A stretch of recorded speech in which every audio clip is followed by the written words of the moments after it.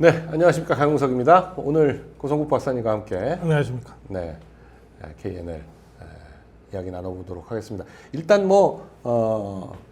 거두절미하고 현안으로 일단 전당대회에서 장동혁 대표, 김민수 최고위원 이 기존의 올드 미디어들이 전혀 관심도 안 가고 안 가진 정도가 아니라 일부러 보도도 안 하고 부르지도 않고 뭐 이랬던 곳인데 그 두 후보가 뭐 대표도 되고 비록 1등은 안 했지만 2등으로 아주 그 근소한 차이의 2등이 되고 이런 상황을 어떻게 보십니까? 이 올드 미디어 근데 사실 이쪽 두 후보는 뉴미디어 특히 우리 고 박사님을 비롯한 많은 유튜버들이 엄청나게 밀었죠. 네. 글쎄 밀었다기보다 네. 두 사람의 주장이 우리 자유파 국민들의 목소리를 대변한다고 네. 판단을 해서 네. 그 지지한 거죠. 네. 사실상 우리 고 박사님을 위시한 자유파 유튜버들이 그 뭐 계엄 탄핵 그리고 그 겨울에 뜨거웠던 이 와중에 했던 얘기들을 그대로 거의 담아서 이번 전당대회에서 나온 거죠, 사실은. 네. 만약에 김문수가 우리 자유파 국민들의 목소리를 대변하려고 노력했다면 네. 뭐 김문수를 지지했을 거예요. 네. 그러니까 특정인을 염두에 두고 뭐 자유파 유튜브가 움직였다 이거는 전혀 사실이 아니고요. 네. 근데 쭉 이제 전당대회가 전개되면서 그 후보들이 하는 이야기를 보니까 네. 우리가 지난 몇 달 동안 탄핵 저지 투쟁하고 하는 과정에서 우리가 주장했던 바를 김문수보다는 장동혁이 더 정확하게 대변하는 것 같다. 네. 선명하게. 그리고 네. 또 우리 최고위원 후보들 중에서는 김민수가 제일 분명하게 대변하는 것 같다. 네. 그러니까 지지가 모이는 게 당연한 것 아니겠습니까? 네. 그리고 예전 전당대회 때는 이렇게 뭐 우파 유튜버들 간에도 지지 후보가 드러나긴 하는데 방송을 보면 이렇게 대놓고 이렇게 막 지지한다 이렇게까지는 안 했었는데 이번에는 우파 유튜버들이 상당히 많이 지지 선언을 했어요. 네, 그점 관련해서는 좀 몇 가지 저도 좀 드릴 말씀이 있는데 네. 우선 미국의 언론들은 이른바 그 기성 언론들도 그 특정 후보 지지를 공개적으로 표방하잖아요. 표방합니다. 네, 사설로도 쓰고. 네, 사설로도 쓰고 뉴욕 타임즈, 워싱턴 포스트, CNN 이런 데는 그렇죠. 노골적으로 늘 민주당 후보를 지지하죠. 근데 그게 언론의 정치적 중립 위반이다 이렇게 비판하는 경우는 없거든요. 네. 사실은 중립인 척하면서 상대 후보 까고 자기 쪽 지지하는 후보 올려주고 이게 더 사악한 거죠. 그러니까 한국의 기성 언론이 훨씬 더 그런 면에서는 천박하고 사악하죠. 네. 실제로 뒤로는 뭐 다 해가면서 겉으로는 중립인 것처럼 표방한단 말이에요. 심지어는 자기네 회사 사람들 뭐 부장, 정치부장 뭐 이런 사람들 국회의원 후보로 갖다 꽂아버리잖아요. 그러니까요. 네. 아니 그래서 국힘에서 신동욱, 박정훈 그냥 핵심 자리에 딱 가서 꽂히잖아요. 그러니까 뭐 언론은 선거에 개입하면 안 되고 정치적 중립을 지켜야 돼. 이거는 어디에도 없는 얘기입니다. 공무원이 아닌데 뭐 언론은. 그런데 어쨌든 한국의 언론은 그걸 마치 금과 옥제처럼 겉으로 내세우면서 뒤로는 온갖 더러운 짓을 다 했단 말이에요. 그러니까 이제 우리 자유파 유튜브들이 특정 후보를 지지한다는 것도 이걸 유튜브를 언론이라고 보는 사람들의 입장에서는 언론이 안 하던 짓을 하는 것 아니냐 이러는데 원래 언론은 특정 후보를 지지합니다. 공개적으로 지지하고 그리고 또 책임을 져요. 그러니까 우리 자유파 유튜브는 그런 면에서 우리 대한민국의 천박한 기성 언론보다는 훨씬 더 언론다운 거죠. 우리는 이런 이유로 이 후보를 지지하고 지지하잖아요. 그리고 그 결과에 대해서 책임질 일이 있으면 책임지겠다는 것 아닙니까? 근데 이번에 지금 사실 김문수 후보도 그렇고 김재원 후보도 이제 김문수, 김재원 후보가 사실 기존 올드미디어의 시각을 거의 따라갔다 이렇게 본다면 소위 말하는 이제 조중동 스탠스죠. 그런 식으로 뭐 안고 가야 된다, 단합해야 된다, 뭐 하면서 이렇게 하는 식의 그리고 윤 대통령과 절연해야 된다, 뭐 이런 식의 입장을 대변했다면 장동혁, 김민수 후보는 뭐가 문제냐? 오히려 윤 대통령과 같이 가야 된다. 이런 입장을 해가지고 선명하게 그래요. 예. 사실상 갈렸어요. 반탄 세력이 1, 2위를 하고 오히려 그 1차 투표 결과를 보니까 안철수, 조경태 표를 합쳐서 30%가 안 됐더라고요. 그럼요. 예. 네. 그 전에 한동훈은 40%를 대선 때 40%를 넘겼었는데 그 사이에 몇 달 사이에 또 쪼그라든 거. 물론 한동훈이 직접 나온 건 아니지만 네. 안철수, 조경태 표가 쪼그라든 걸 보더라도 이 국힘 내부의 당원들이 생각이 이쪽으로 많이 온 것이 아닌가. 이 전당대회를 통해서 그렇게 보여집니다. 저기 말씀하시니까 네. 그 1차 전당대회 당대표 후보들의 득표율, 네. 4명의 그 득표율을 투표 결과 한번 이렇게 표 좀 보여줄 수 있어요? 당일날은 그 공개를 안 했어요. 네. 매우 잘못됐다고 생각합니다. 그때 공개 안 해가지고 오히려 예. 좀 이상한 그런 게 공개를 됐지만, 안 하다 보니까 온갖 가짜 뉴스들이 범람하게 되죠. 네, 뭐 찌라시들이 엄청 돌았습니다. 서로 그런데 서로 막 그러고. 그때 당에서는 결선을 앞두고 있는데 결선 투표에 영향을 줄까봐 공개를 안 한다 이렇게 설명했거든요. 네. 그 얘기는 뭐냐면 이 유권자가 책임 당원들이고 우리 자유파 시민들인데 책임 당원들과 자유파 시민들을 완전히 개돼지 취급한 거예요. 아니 정보를 줘야죠. 그들이 투표한 투표 결과를 가르쳐 주면 영향을 받을 거라는 거 아니에요? 이게 무슨 소리예요? 아니 결선 투표를 하는 이유가 뭔데요? 네? 네. 그래서 저걸 공개하지 않는 바람에 정말 온갖 가짜 뉴스와 루머들이 막 넘쳐나고 네. 심지어는 뭐 김문수가 거의 뭐 49%를 얻었다는 식의 찌라시들이 막 돌아다니고 그랬잖아요. 그런데 제가 한 40년 정치 평론하면서 그 쌓은 경험으로 볼 때 그리고 1차 투표 후에 그 장동혁, 김문수가 보여준 태도를 보면 네. 김문수는 딱 2등한 사람의 스탠스였거든요. 네.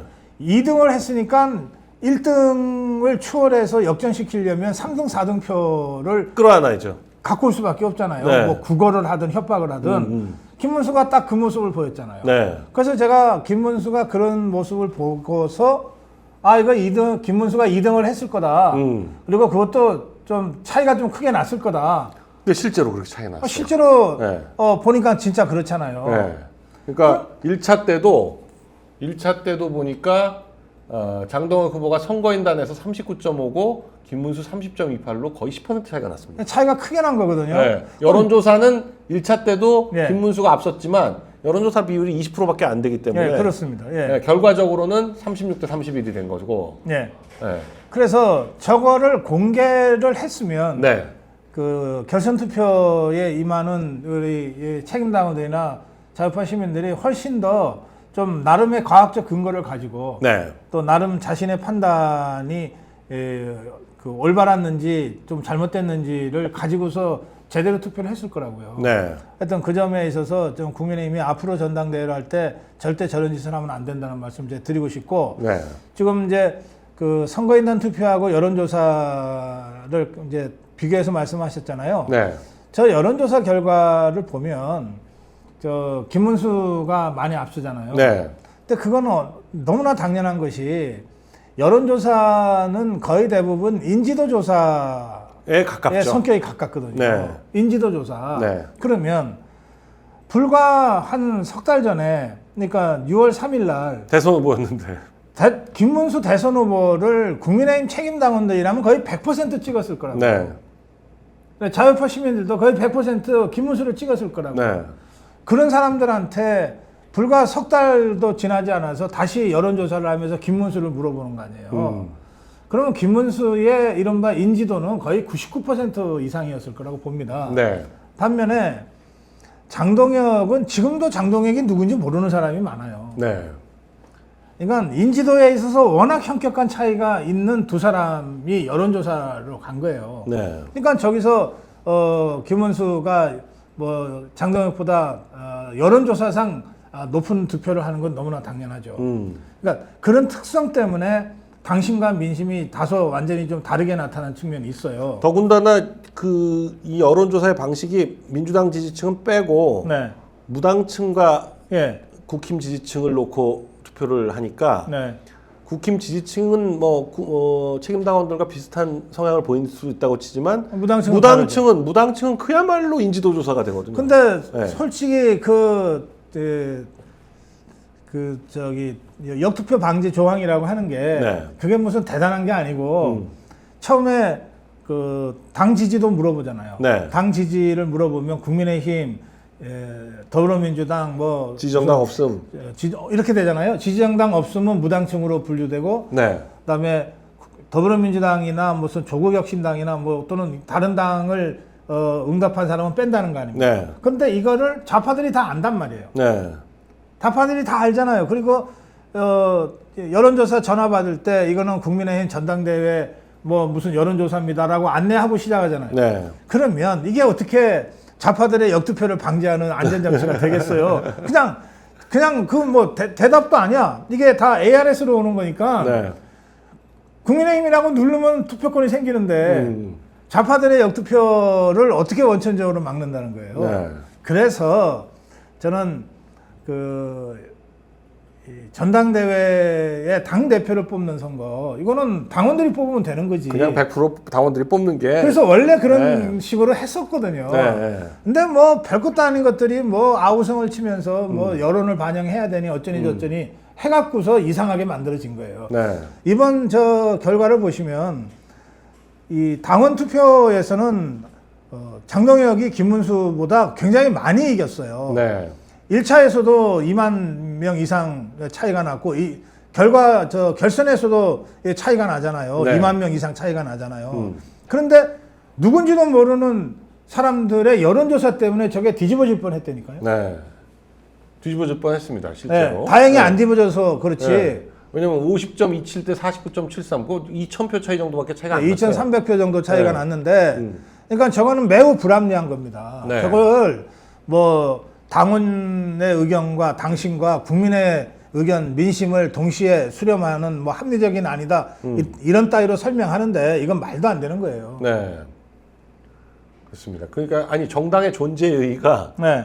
정당의 이념 플랫폼, 정당 정책에 따른 네. 정당의 후보를 내세워서 그런 어떤 다른 이념을 가진 다른 정당과 경쟁해서 정권을 장악하겠다. 이건데. 여론조사로 한다는 것 자체가. 여론조사 자체가 말이 안 되죠. 저희 옛날에 이제 헌법 공부할 때 시사정당 이런 말을 썼었거든요. 네. 그러니까 어떤 정강 정책이 없고 그냥 시사의 상황에 따라서 그때그때 상황에 따라서 그때그때 여론에 따라서 시사정당, 여론정당 이런 말을 썼었거든요. 그런 정당은 정당으로서의 존재 가치가 없는 정당이다. 이런 것들을 배웠었는데 그렇죠. 지금 오히려 당을 그렇게 만들어 가겠다는 거야. 네, 그때. 핵심 가치가 실종돼 버리니까. 네, 그게 없어. 예, 그렇습니다. 그리고 이제 역선택 반지도 네. 이를테면은 미국 같이 오픈 프라이머리를 하는 곳은 네. 역선택 방지를 실효성 있게 해요. 네.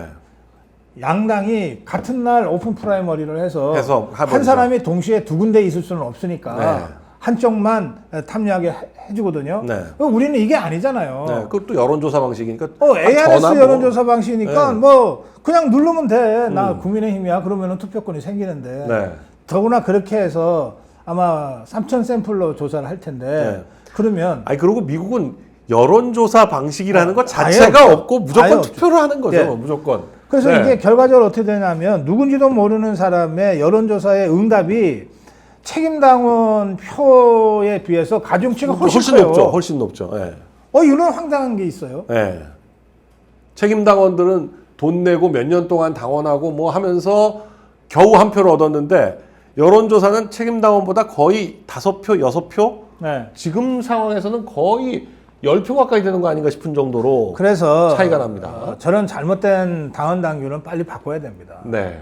이번에 새 지도부가 들어서서 진짜 당원을 당의 주인으로 라고 하는 그 모토에 맞게 네. 당헌 당규를 전반적으로 손질을 해야 되는데 네. 그럴 때 이런 부분들을 지금은 이제 다음 전당대회는 한참 있다가 열리니까 네. 이해관계가 그렇게 얽히지 않잖아요. 네, 지금 그러니까 바로 지금 그걸 고쳐놔야 돼요. 당혁신위원회를 하면서 그거부터 바꿔야 된다. 네. 네, 그런 말씀을 드립니다. 그리고 사실 결정적인 아니 처음에는 당연히 어대 김인 줄 알았는데 어차피 대표는 김문수다 그러고 시작을 했는데 아니 말씀하신 것처럼 3개월도 아니 2개월 반 전에 대선을 치렀던 후보가 네.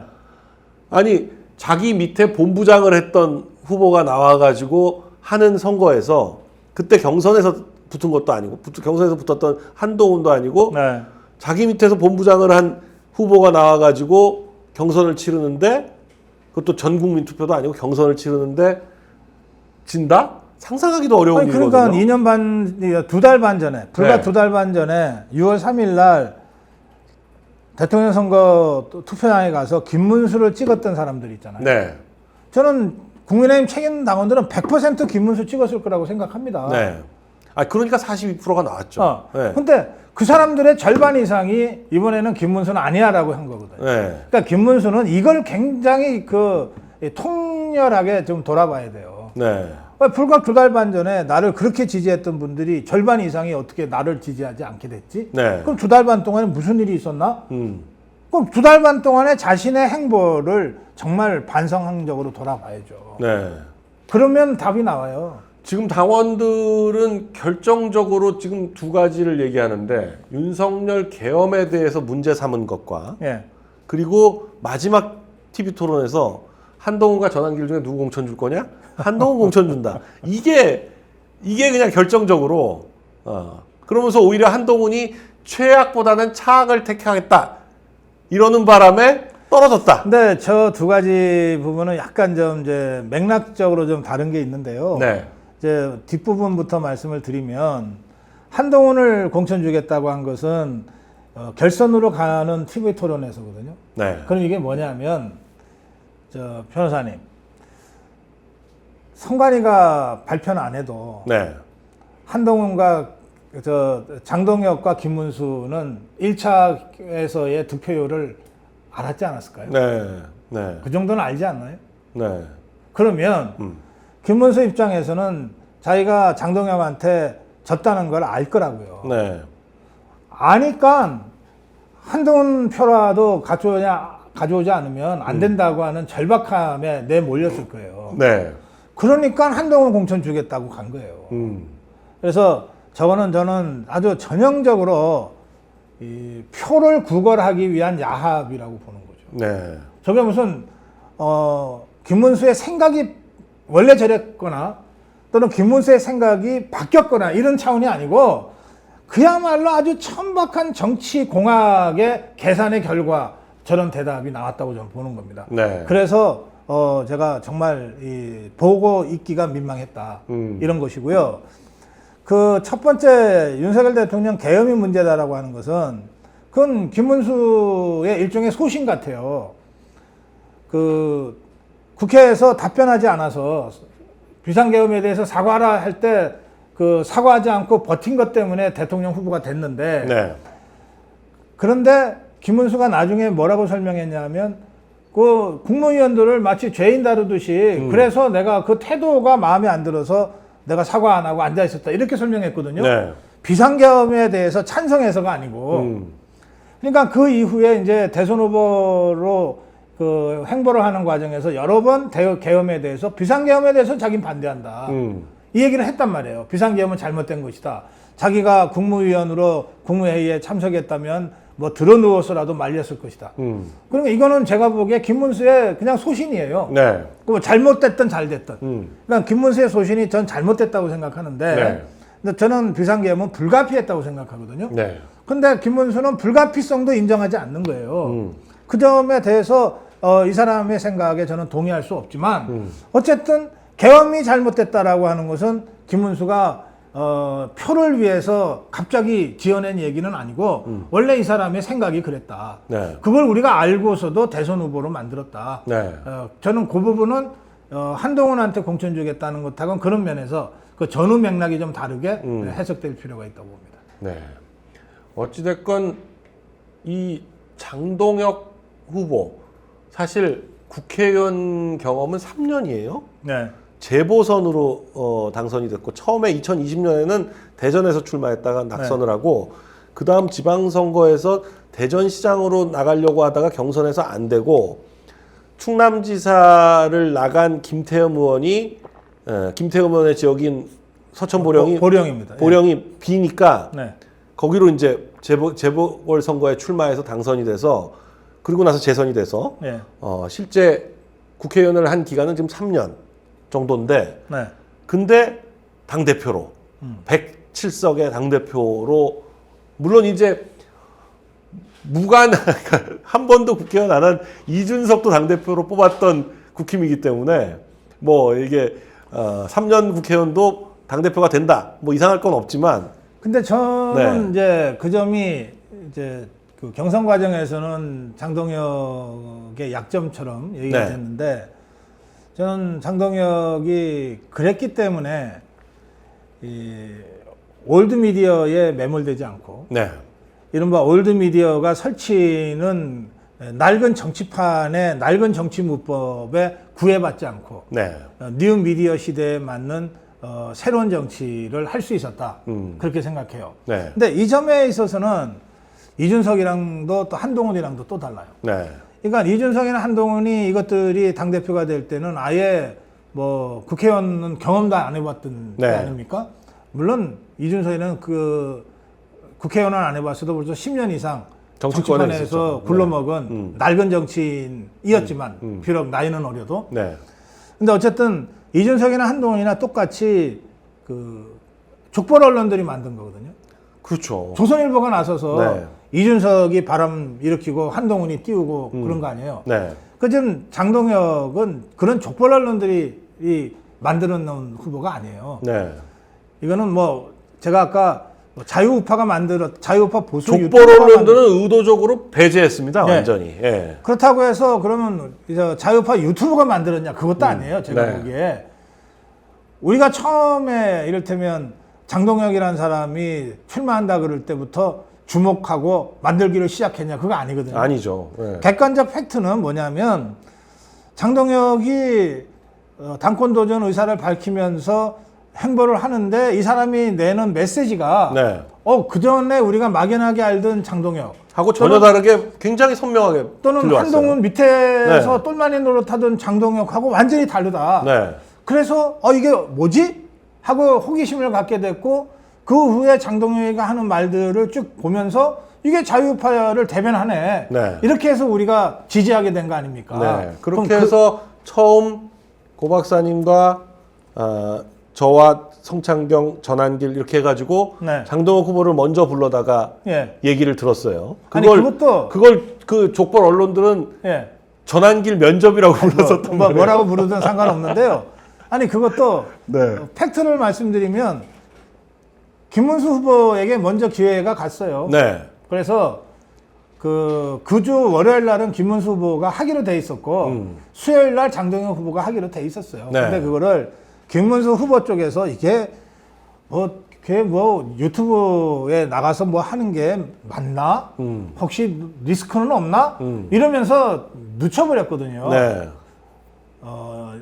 홀딩을 했는데 근데 이걸 늦추고 바로 장동혁이가 한 다음에 한 게 아니라 한 열흘 정도 있다가 홀딩이 아니라 사실상 언론에는 안 한다. 이렇게 안 한다 그랬단 말이에요. 이제 그거는 그러니까 김문수의 선택이죠. 자, 그건 그렇고 저는 이제 그 과정에서 보면 장동혁이 이걸 알고 그랬는지 모르고 그랬는지까지는 제가 모르겠지만 어쨌든 이 사람은 뉴 미디어 시대에 걸맞는 뉴 팔리틱스 리더십을 갖고 있는 거예요.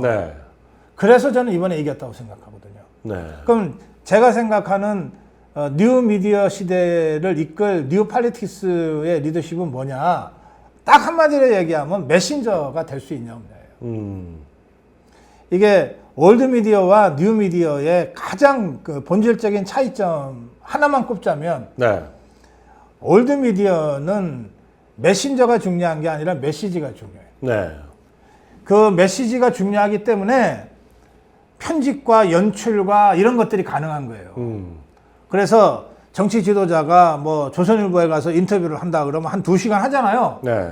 그거를 온갖 기술자들이 모여 들어가지고서 편집을 쳐내고 해버리죠. 쳐내고 네. 부각시키고 해갖고서 딱 상품으로 포장해서 조선일보 인터뷰를 낸다고요. 올드미디어가 다 그렇죠. 올드미디어가 다 그렇다니까. 네. 생방이 없어요. 그래서 올드미디어는 그냥 네. 메시지인 거야. 네. 이 메시지를 비서가 만들었는지 누가 만들었는지 그야말로 몰라. 기술자가 만들었는지 네. 는 별로 관심이 없어요. 그러면 메시지를 중심으로 움직이면 어떻게 되냐면 그 KBS의 시청자 또 조선일보의 독자는 기성언론, 족보언론이 만들어서 먹여주는 메시지를 그냥 받아먹는 수동적인 존재인 거예요. 네. 그래서 일방향인 거야. 기성언론이 만들어서 먹여주고 시청자, 독자들은 받아먹는. 그게 이 올드미디어의 그 성격이에요. 네. 그 뉴미디어는 그게 불가능하죠. 뉴미디어는 이를테면 유튜브만 해도 지금 생방송 하잖아요. 네. 뭐 댓글 쫙 올라오고 있습니다. 제가 이거 보면서 지금 하는 거예요. 네. 말 실수한다고 해서 편집하거나 할 수가 없잖아요. 그런데 여기에 장동혁이 앉았어. 그럼 네. 우리가 그 편집해 줄 수 있습니까? 네. 일부러 녹화해 갖고서 영상 편집해서 보냅니까? 그런 유튜브는 없어요. 생방을 하고 있는 유튜버가 10명쯤 있었습니다. 거기서 네. 뭘 편집이고 뭐가 없어요. 그냥 날 것은 그대로 자, 나오는 그러면 거예요. 네. 여기에 무슨 저 비서나 보좌관이 메모라도 전달할 수 있습니까? 네. 메모를 전달하면 전달하는 것까지 다 보여지는데. 그러니까 이 뉴미디어 시대는 정치 지도자가 곧 메신저가 돼야 돼요. 네. 메신저가 돼야 돼. 이 메신저 될 능력이 없으면은 뉴미디어 시대에는 생존이 불가능해요. 그 다음에 메신저는 뭐, 누구나 메시지는 만들 수 있지. 뭐 수준이 낮고 높은 것의 차이는 있지만 여기서 하나 더 중요한 것은 이걸 효과적으로 전달할 수 있는 능력을 갖고 있냐예요. 네. 그러니까 똑같은 내용도 지루하게 중언부언, 임팩트 없게 전달하는 사람이 있잖아요. 이번에 딱 그게 차이 났죠. 예. 김문수. 똑같은 내용도 무슨 아주, 얘기를 물어봐도 답이 똑같아. 아주 짧고 압축적으로 인상에 남게끔 네. 해내는 그런 재주가 있는 사람이 있잖아요. 네. 그게 장동혁이란 말이에요. 네. 장동혁과 김문수가 선명하게 대비되잖아요. 네. 그러니까 김문수는 올드미디어 시대의 전형, 장동혁은 뉴미디어 시대의 새로운 모델인 거예요. 근데 이게 단순히 그러니까 김문수 후보는 방송사나 언론사가 네. 잘 편집해가지고 이렇게 정리해가지고 헤드라인 딱 빼고 해서 해주거나 방송에서 1시간 인터뷰한 거 10분으로 정리해가지고 네. 착착착착 이렇게 호흡 맞춰가지고 딱 해주지 않으면 네. 1시간을 앉아서 보고 있을 수가 없는 거예요. 너무 지루하고 답답하니까. 지루하니까 그냥 똑같은 얘기 계속하고. 그래서 네. 이게 단순히 제가 올드미디어, 뉴미디어로 얘기하지만 올드미디어는 올드 정치, 낡은 정치의 정치 문법에서 작동되는 거거든. 네. 그 지금 우리는 이미 새로운 정치 시대의 정치 문법을 만들어가고 있어요. 근데 그게 이번에 장동혁을 통해서 꽃을 피웠다는 거예요. 그래서 장동혁의 당대표 선거 승리는 뭐 그 개인이 아니라 이런 뉴미디어라고 하는 새로운 흐름이 구현된 거다. 그 점에서 굉장히 중요한 사건이라고 저는 평가를 하는 겁니다. 네. 지금 이번 국힘의 전당대회로 정치판의 어떤 그동안 7, 80년 대한민국 정치를 억눌러 왔던 올드미디어의 망령 여기에서 벗어났다. 네. 뭐 저는 그렇게 봅니다. 네. 저는 이 뭐 완전히 그 뉴미디어가 새롭게 만들어낸 그런 정치인들이니까 김민수 후보 같은 경우는 아예 네. 그냥 뭐 정말 신인이거든요. 정말 신인이에요. 물론 이제 유튜브를 통해서 아시는 분들이 많이 있지만 그렇지 않고 유튜브 안 보는 분들이 보면 어디서 저런 사람 튀어나왔지? 이거예요. 김민수 별명이 네. 제가 지어준 별명이 4시간 대변인이에요. 이게 뭐냐면 당에서 이번에 그랬죠. 네. 4시간 됐죠. 김민수가 뭐 종편이나 지상파에 나가서 좌파 패널하고 막 싸우니까 네. 예? 싸우니까 저 사람 좋다 그래 갖고서 대변인으로 임명을 했는데 그런데 기성 언론들이 시비를 걸었거든요. 네. 4시간 만에 대변인에서 잘렸어요. 네. 개엄 옹호한다고 시비 예. 걸었어요. 4시간 만에 잘렸거든요. 네. 그러니까 김민수를 4시간 만에 대변인에서 쫓아낸 것은 올드미디어의 힘이에요. 네. 그런데 그 김민수를 최고위원으로 다시 당선시킨 것은 뉴미디어의 힘인 거예요. 네. 그럼 올드미디어하고 뉴미디어 누가 세냐고. 이게 뭐 우리가 저 강용석 변호사나 저나 무슨 유튜브 하고 있으니까 우리가 세다 이렇게 힘자랑하려고 하는 말씀이 아니라 이미 그런 역사의 흐름이 바뀌었다. 트렌드가 바뀌었다. 그거를 알아라는 거예요. 그래서 그 새로운 흐름에 최대한 빨리 올라타는 사람만이 살아남을 수 있어요. 국민의힘의 107명의 국회의원 중에 4년 후 총선에서 다시 여의도에 생활할 사람들이 과연 얼마나 될지 모르겠는데 국민의힘 국회의원들이 지금까지 보여준 행태로만 보면 그러면 제가 보기에는 10명 살아남기도 쉽지 않아요. 네. 전부 올드미디어, 올드 정치에 젖어 있고 빠져 있거든요. 네. 그래서 세상이 얼마나 빠르게 바뀌었는지를 몰라요, 이 사람들이.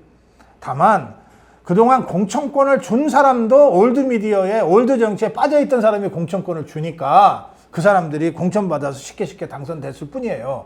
이제는 완전히 바뀌었다. 이 새로운 흐름을 과 함께 가지 못하면 정치적으로 생존이 불가능하다고 저는 봅니다. 네.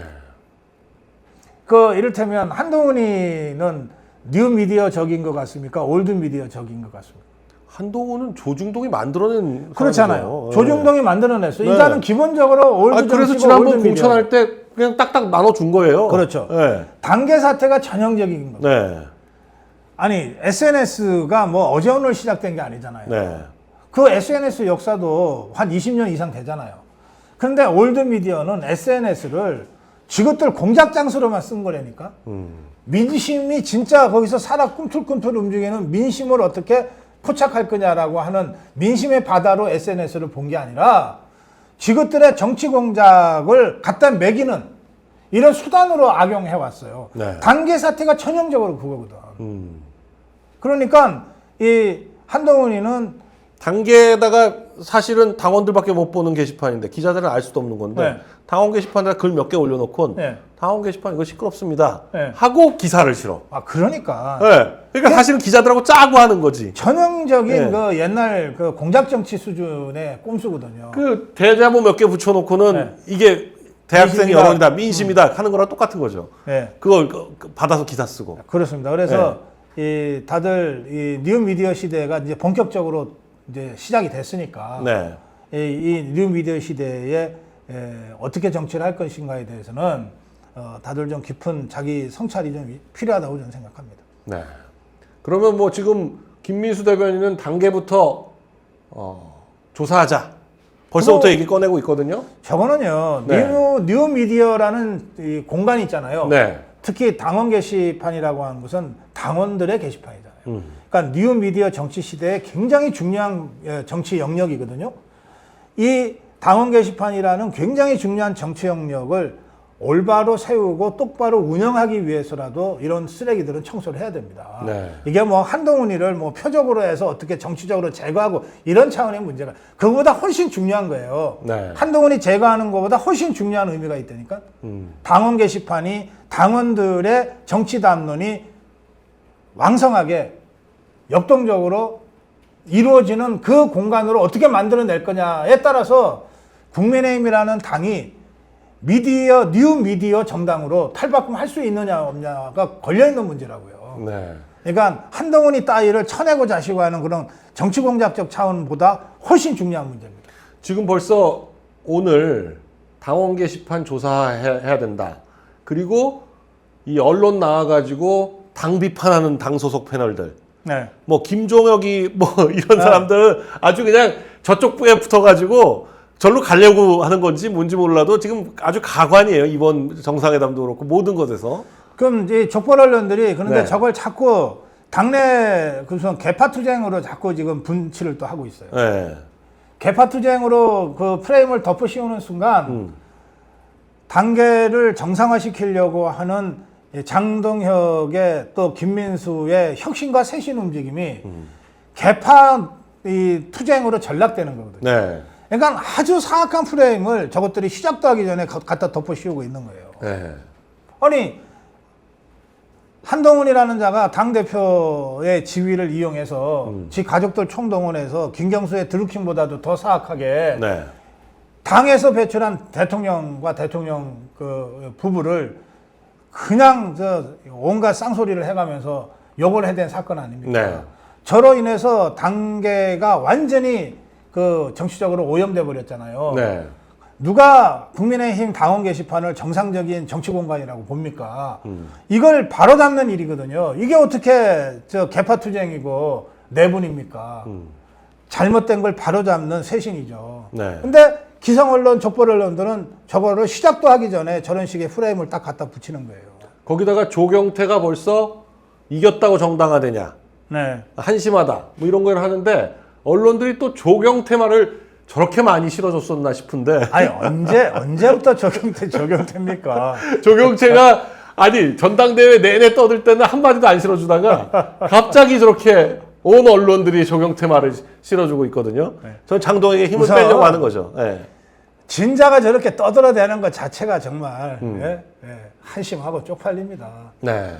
지금껏 그래도 정치에 이 금도란 게 있고 도의라고 하는 게 있었잖아요. 네. 일단 지고 나면 적어도 며칠간은 입 다물고 있는 겁니다. 패자는 말이 없다 이런 말까지 해가면서 네. 언론이 가서 저 한마디 해달라 그래도 아유 패자가 무슨 할 말씀이 있겠습니까? 저 좀 근신하고 이렇게 해서 일단 피해 주는 거거든. 네.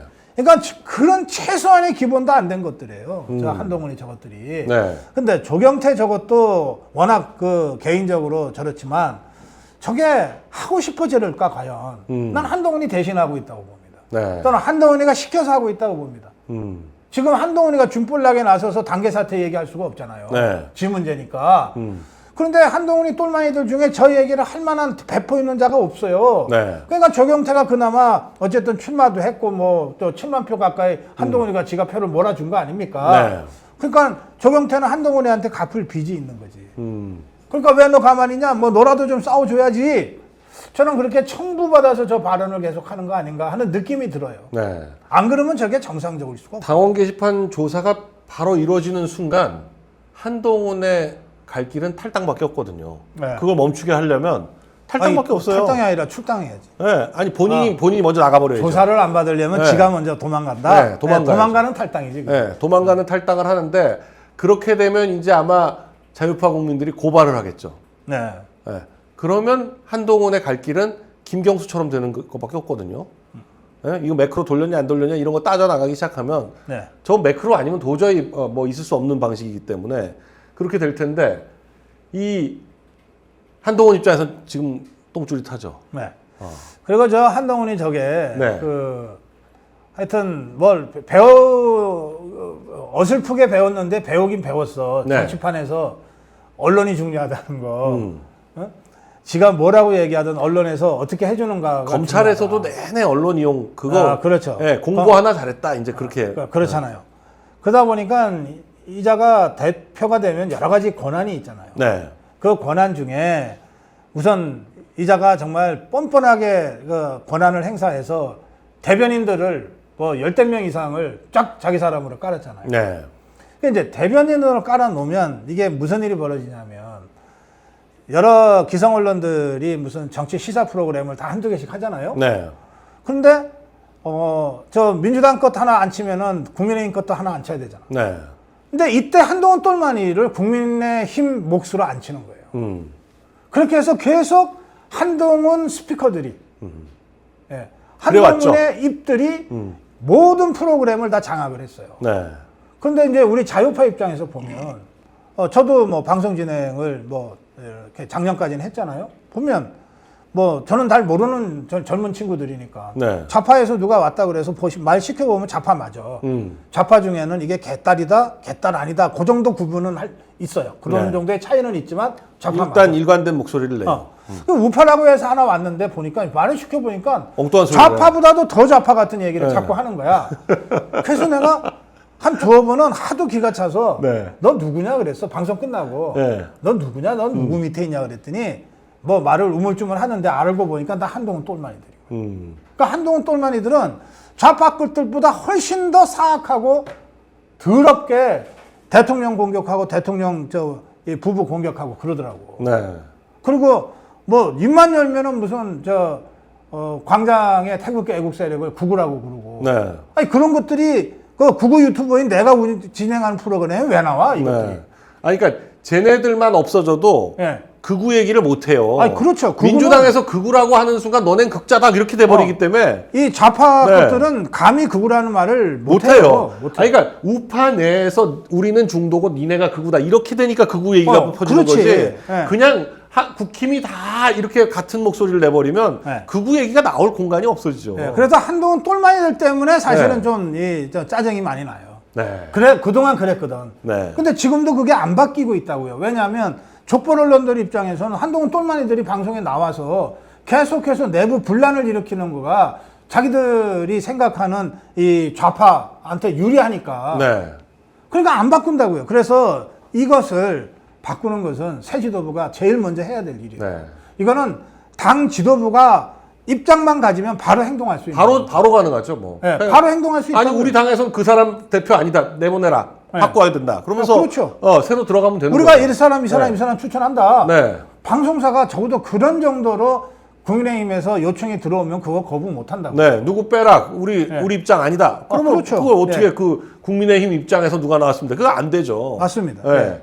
네. 그냥 자기들이 선정한 중립적 인사는 몰라도 적어도 국민의힘 타이틀 달고 나갈 수는 없는 거거든요. 네, 그렇습니다. 네. 그런데 오늘 지금 양양자 얘기가 계속 나오고 있는데 양양자가 그 뭐 현충원에도 안 나오고 뭐 이런 식으로 처음부터 장동혁 대표가 했던 발언들은 선거용이고 대표가 됐으니까 달라야 된다 이런 얘기를 하고 있는데 글쎄요 양양자부터 진압을 해야 되나 어떻게 되는 아니 건가? 양양자가 당대 최고위원이 된 것도 뭐 거의 100% 한동훈 똘마니들이 표 모아줘서 그런 거 아니겠어요? 네, 뭐 저는 이게 1인 2표였으니까 네, 그 조경태를 찍은 한동훈 똘마니들이 최고위원은 전부 김근식 한 표, 양양자 한 표 줬을 거라고 봅니다. 네, 그런데 김근식은 떨어지고 양양자는 됐어요. 그런 양양자가 김근식보다 어쨌든 인지도가 조금이라도 높았던 거죠. 네, 뭐 지난번에 대통령 후보 경선에도 나왔잖아요. 그리고 뭐 당 대표도 하고, 네. 그리고 국회의원도 했잖아요. 현역 국회의원도 하고. 네. 그러니까 이게 인지도라고 하는 게 정말 별것 아니지만 왜 그 본인 두고 말고는 뭐라도 한 번 더 나가는 것이 좋다고 정치판에서 얘기할 정도로 인지도가 정말 이 정치인들한테는 나중에 남는 건 이름이지 뭐 했는지 기억 안 나기 때문에 그렇죠. 그냥 기사에 나오는 게 좋다. 이게 이제 그러니까 그런 면에서는 양양자가 김근식이 배지도 한번 달아본 적이 없는 김근식이보다는 어쨌든 인지도가 높은 거야. 네. 그래서 분명히 한동훈 똘마니들이 당 대표는 조경태, 최고위원은 한 표는 양양자, 한 표는 김근식 이렇게 오다 때리고 실제로 조직적으로 움직였을 것 같아요. 네. 그런데 그 인지도의 그 차이라고 하는 그 차이가 근소하게 표차로 나타났고 실제로 보면은 김근식이가 떨어지고 김재원이 됐는데 그 차이가 얼마 안 되잖아요. 네. 또 김근식이하고 양양자도 그 차이가 얼마 안 되거든요. 다 거기서 거기야. 약간의 차이, 그게 인지도의 차이라고 보는 것이고요. 그래서 저는 양양자의 표는 100% 한동훈 똘마니들이 모아준 표다. 네. 그러면 어떻게 되냐면 이거를 모르면 상관없는데 당선된 양양자가 내 표는 다 100% 한동훈 표야 라고 알면 또 어떻게든 알게 하잖아요. 네. 한동훈이 쪽에서 뭐 선행 뭐 오른손이 하는 거 왼손이 모르게 하는 그런 선행을 하는 게 아니잖아요. 네. 너는 내 한마디면은 너는 내일로 끝이야. 이렇게 일종의 정치적 협박을 하면서 표를 주는 거 아니에요. 네. 그러면 한동훈이 얘기를 대변하는 한동훈 스피커 역할을 할 수밖에 없지. 그게 지금 양양자로 나타나는 거예요. 지금 양양자밖에 없는 거죠. 네. 우재주는 오히려 우재주는 표가 네. 한동훈 표만 갖고 된 것 같지가 않아요. 네. 그건 그렇기도 하고 네. 또 현역 국회의원이니까. 네, 현역 의원이고 현역들이 현역도 지역구잖아요. 여기는 네. 비례가 아니고. 네, 대구 그러니까, 지역이고. 네. 그러니까 현역 의원들이 원외인 손수저보다는 그래도 우재준을 민대야 이게 있었던 것 같고 네. 그래서 우재준보다는 양양자 쪽에다가 지금 목소리를 대신 내도록 하는 게 아닌가 싶은. 양양자는 국회의원도 아니니까 네. 한동훈이 쪽에서 지지를 싹 철회해버리면 언제 날아갈지 몰라요. 그렇죠. 네. 그래서 마치 저당 잡혀 있는 사람처럼 네. 저렇게 지금 움직이고 있다. 그래서 양양자도 괘씸하지만 양양자 뒤에 저 양양자 어떻게 간신히 양양자 하나 살려놓은 거예요. 지금 한동훈이 쪽에서는. 그래서 그 양양자의 입을 통해서 지금 한동훈이가 계속 이 막후 정치, 배후 정치라고 하는 걸 하고 있는 상황이다. 네. 그렇게 여러분들이 이해를 하셔야 될 것 같습니다. 근데 지금 오늘 지금 현충원에 갔는데 양양자가 안 나왔죠. 안 나왔습니다. 그러니까 김민수, 김재원, 신동욱은 보이는데 우재준까지도 보이는 것 같네요. 그리고 송원석 원내대표, 요 김은혜, 유상범 등등이 보이는데 장동혁 대표 이쪽이 누군가요? 익히 좀 잘. 저기 저 현충원이니까 현충원 안내하는 사람. 현충원 안내하는 사람. 네. 그래서 네. 오늘 저 지도부 중에서 한 2명이 우리 고성구 TV에 아침에 출연하기로 했다가 네. 저것 때문에 저 현충원 일정 때문에 죄송하게 됐다고 해서 취소를 했죠. 네. 그러니까 그만큼 뭐 상징적인 행사지만 또 중요한 행사거든요. 네. 그러니까 저런 데는 빠지면 안 되지. 저걸 빠졌다는 것 자체가 어떤 의사 표명인 거죠. 그렇습니다. 예. 지금 이제 장동혁 신임 대표의 상황 뭐 이런 것까지 지금 다 분석이 됐는데요. 예. 어떻게 장동혁의 사람들 뭐 어떤 식으로 지금 이제 결국은 장동혁이 이번에 얘기를 하더라고요. 네, 사람으로 결국 한 서너 사람 갖고 이 선거 치렀다 그러더라고요. 지금 언론에 나온 것도요. 조지현 의원하고 박준태 의원하고 예. 전환길. 그것도 언론이 네. 뭐 그냥 찾아가지고 쏘줘서 그렇지. 실제로 아마 자기 보좌진 가지고 한 것 같아요. 보좌진 서너 명 네. 갖고 선거를 치른 것 같아요. 네. 뭐 사람 많이 필요할 일도 없지. 무슨 저 장동혁이 전국 선거를 치러본 적이 없으니까 전국 조직은 없을 거고. 네. 그러면 전국에 있는 책임 당원들을 만나는 것은 합동연설에 가서 밖에 없었을 거예요. 네. 그리고 TV 장동혁 의원은 당원 간담회 이걸 안 했어요, 거의. 예, 아마 그랬을 거예요. 예, 왜냐면 당원 간담회를 하려면 그 당원 의원들이 모아줘야 되는데 예. 의원들이 이번 전당대회 별로 관여를 안 했잖아요. 그래서 네.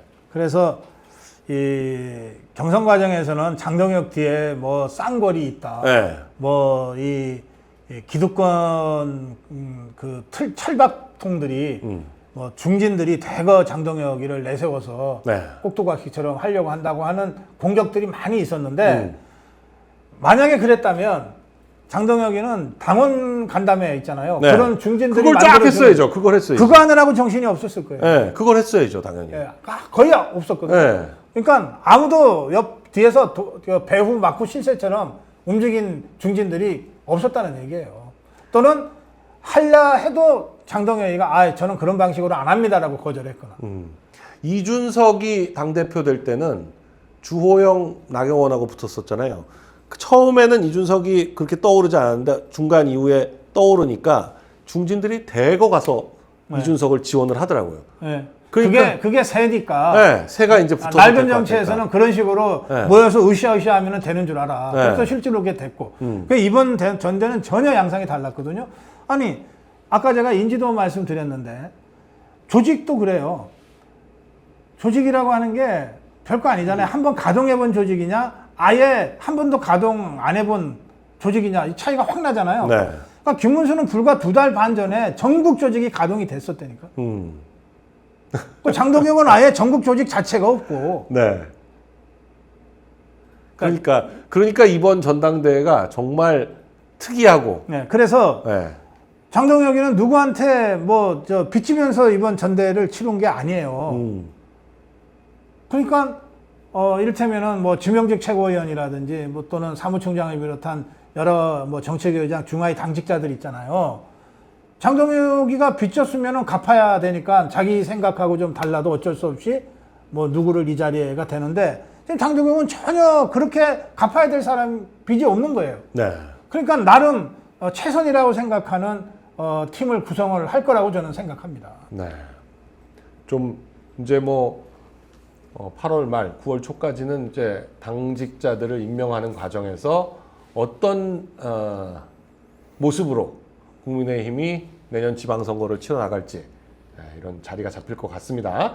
네, 오늘 뭐 다른 얘기도 좀 하려고 했는데 뭐 시간상 이 국민의힘에 관해서 전당대회 분석 또 그리고 전당대회가 이번 새로운 정치의 시작이다 이런 느낌 뭐 그리고 벌써 시간이 네. 다 됐어요. 50분이 지났습니다. 저 한 말씀만 드릴까요? 네.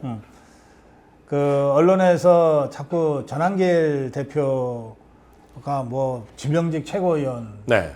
뭐 될 거라는 운동, 안 될 거라는 운동 막 이런 식으로 하고 있는데 예, 저는 지금 전한길 대표도 아주 입장 표명을 잘했네요. 네. 어떤 자리도 원하지 않는다. 그리고 미국 가 있잖아요 지금. 네. 장동혁에 부담 주기 싫다 그랬는데 우리 자유파 유튜브들이 왜 잘 나갈 때 늘 사고가 터지잖아요. 네. 그러니까 저는 다시 한번 말씀드리지만 뉴 미디어 시대를 정치적으로 활짝 연 것은 장동혁이지 우리 자유파 유튜브들이 아니다. 네.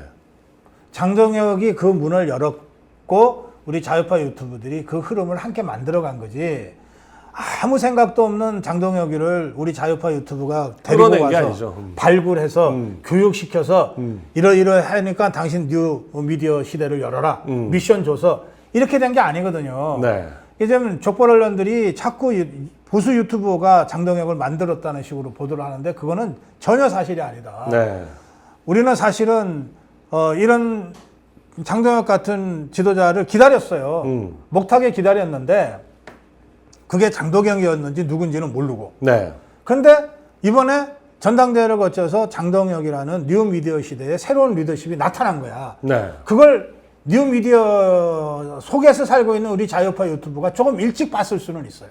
조금 일찍 발견하고 조금 일찍 관심을 주고 조금 일찍 지지하고 했을 수는 있으나 이 흐름은 장동혁과 국민의힘 책임당원과 자유파 국민들이 만들어낸 새로운 흐름이지. 그리고 그 흐름에 우리 자유파 유튜브가 함께 했고 다소간의 역할을 했다면 그걸로 자부심을 가져야지. 야 해보니까 별거 아니네. 앞으로도 우리가 대통령 후보도 유튜브가 다 정하고 이런 식으로 오만 떨기 시작하면 그때부터 우리 자유파 유튜브들이 망하고 네. 자유파가 힘들어진다. 네. 그래서 저는 저도 유튜브 중에 한 사람이기 때문에 제가 이렇게 말씀을 드리는데 이럴 때일수록 이 새로운 뉴 미디어의 어떤 이 흐름을 우리가 어떻게 조금이라도 더 촉진시키고 거기에 작은 역할이라도 할 것인가. 네. 이런 정말 진정으로 겸손한 자세로 이 흐름을 잘 따라가야 되겠다. 네. 그런 말씀을 좀 드리고 싶습니다. 네. 오늘 고성국 박사님과 함께 국힘 전당대회 또 그리고 신임 장동혁 대표의 나아갈 길에 대해서 살펴봤습니다. 네, 장동혁 대표도 오늘 방송 내용 그냥 잘 알고 있을 겁니다. 본인이 어떻게 해서 대표가 됐고 어떤 일을 해야 되는지에 대해서. 네, 저희가 신임 장동혁 대표의 나아갈 길에 대해서 적극 지지하면서 이 국힘, 그 질이 멸렬한 국힘을 바로 세워야 된다. 이런 역할을 잘 수행해 나가기를 기대해 봅니다. 네, 오늘 고성국 박사님과 K&N 여기까지 하겠습니다. 대단히 감사합니다. 고맙습니다.